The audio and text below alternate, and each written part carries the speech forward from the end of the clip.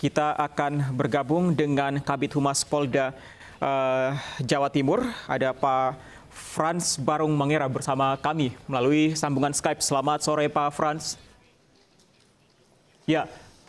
Selamat sore Anyus TV. Selamat sore. Selamat sore Pak. Anyus TV dimanapun berada. Ya, terima kasih di tengah kesibukan. Ini kita masih tunggu perkembangan terbaru. Khusus yang pagi tadi sekitar pukul 8.50 Pak Frans, ini kita belum dapat konfirmasi langsung bagaimana sebenarnya kondisi dari para petugas kepolisian, anggota kepolisian, teman-teman di sana.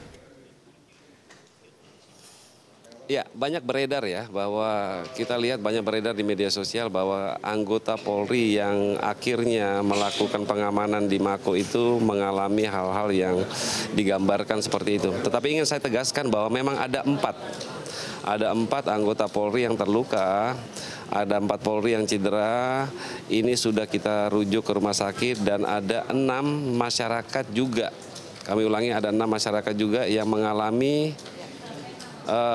goncangan terhadap kasus ini, artinya yang di mobil tersebut dan kemudian ada pejalan kaki juga ya.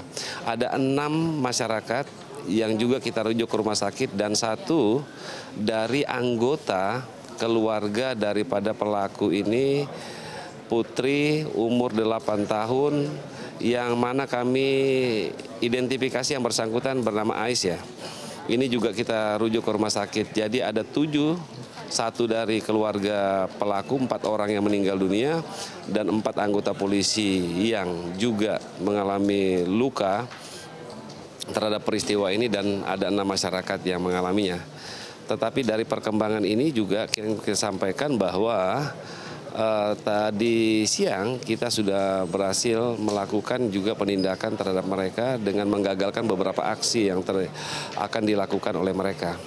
Dan dari penggagalan aksi itu ada 13 ya yang sudah kita lumpuhkan, 4 yang meninggal dunia dari kelompok teroris ini yang terjadi di Sidoarjo seluruhnya, dan kemudian ada 9 yang tersebar di wilayah Jawa Timur yang bisa kita gagalkan.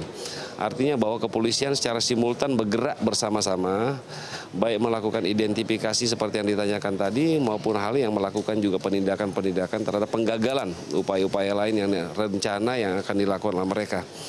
Dan kami mohon doa restu tentunya, mohon doa dan dukungan spirit daripada seluruh masyarakat Indonesia, bahwa kepolisian negara Republik Indonesia, Polda Jawa Timur tidak akan berhenti sampai dengan hanya menyampaikan, melakukan konferensi terhadap korban saja, tetapi juga kita akan menyampaikan ya upaya kita, menyampaikan tindakan kita, menyampaikan penggagalan kita terhadap upaya-upaya lain yang dilakukan oleh mereka. Dan upaya ini tentunya harus kami sampaikan juga terhadap hasilnya, yaitu 13 yang berhasil kita lakukan penangkapan, meninggal dunia 4 yang kita lumpuhkan, dan 9 sekarang sedang kita periksa.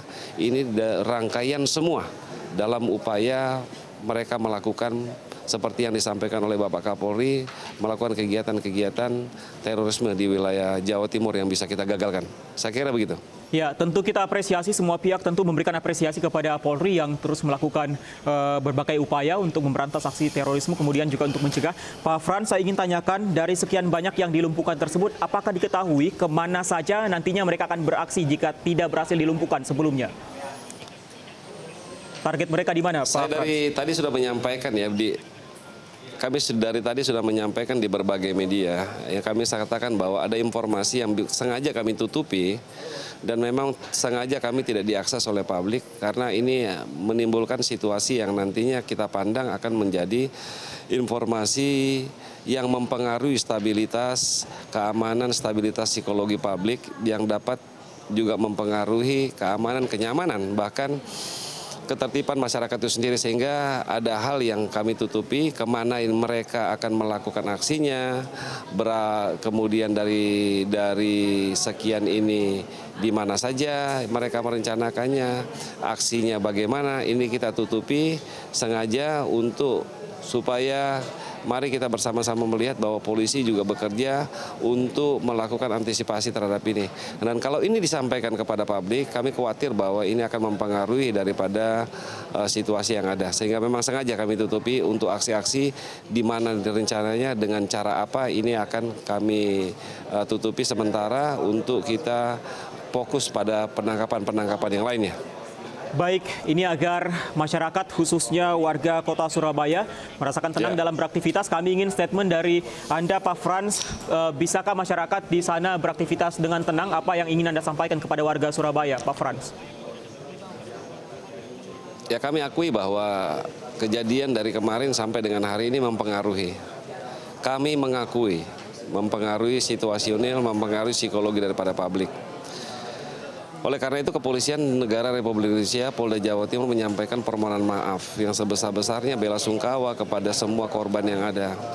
Kami melihat bahwa ini adalah upaya-upaya membuat situasi berkembang menjadi hal yang menakutkan bagi publik. Tetapi ingin saya himbau, ingin saya katakan bahwa Kepolisian Negara Republik Indonesia tetap sama.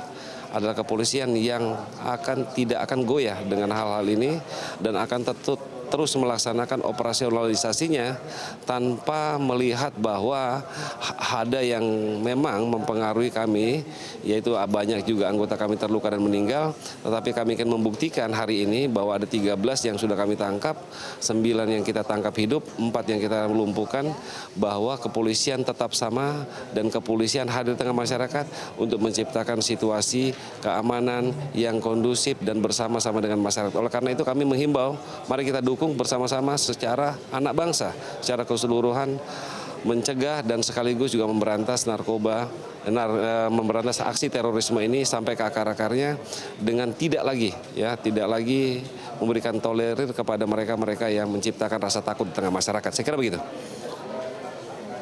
Baik, Pak Frans, satu pertanyaan lagi, singkat saja Pak Frans, kami ingin mengetahui kronologisnya. Satu, anak-anak yang juga turut dibawa oleh pelaku yang menggunakan sepeda motor di Polrestabes Surabaya, ini sebenarnya dihimpit atau ada di boncengan juga, tapi selamat begitu. Sementara 4 lainnya yang membawa bom tersebut tewas, sesuai dengan apa yang Anda sampaikan sebelumnya. Bagaimana sebenarnya, apakah ada proses penyelamatan dari anggota Anda kepada anak tersebut sehingga akhirnya selamat?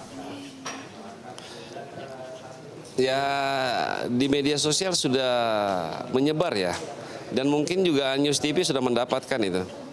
Ada seorang polisi menggendong anak tersebut ketika terlempar dan kemudian membawa lari dari kepulan asap itu.